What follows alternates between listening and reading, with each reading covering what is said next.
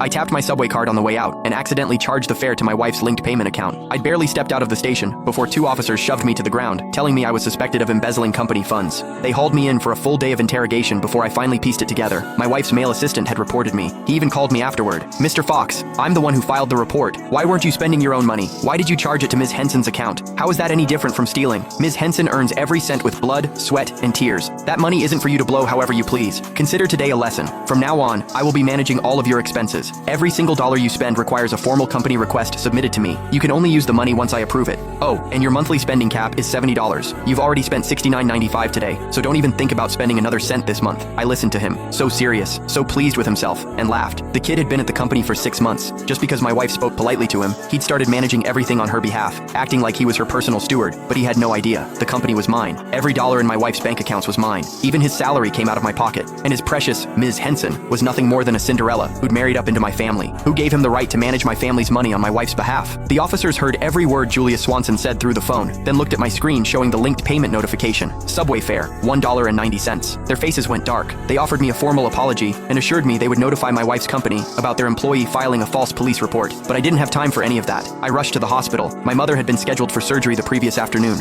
She needed my signature. I never expected to get dragged away the second I stepped off the subway. A full day and night lost. I didn't dare imagine how much her condition might have deteriorated. I burst through the hospital doors and nearly collided with the doctors, who grabbed me by the arms. "Hurry, Mr. Fox, sign now so we can prep for surgery." I signed as fast as my hand could move, then ran to the billing counter. I handed over every bank card in my wallet. The nurse slid them all back across the counter. "Mr. Fox, there's nothing in any of these accounts." My blood went cold. "That's impossible. These cards have tens of millions between them at the very least. How can there be nothing left?" Julia Swanson's words from earlier flashed through my mind, and it hit me. He must have transferred every last cent out of my accounts. I pulled out my phone and called my wife. A few rings, then the line connected. "Honey, But instead of her voice, Julia Swanson's impatient tone cut through the speaker. "Mr. Fox, are you serious right now? Give it a rest. So your spending got restricted. Is that really worth running to tattle about? Let me save you the trouble. Complaining won't change anything. Ms. Henson personally told me to rein you in." I swallowed the anger clawing up my throat. There was no time to argue with him. I got straight to the point. "I'm at the hospital. I need money. Transfer my funds back. Now. Or put my wife on the phone. I need to speak with her." His voice came back through the line, dripping with self-importance. "Ms. Henson is busy. She doesn't have time for your little problems. She's given me full authority to handle this. You need money? Sure. Do what I told you. Submit a formal company request.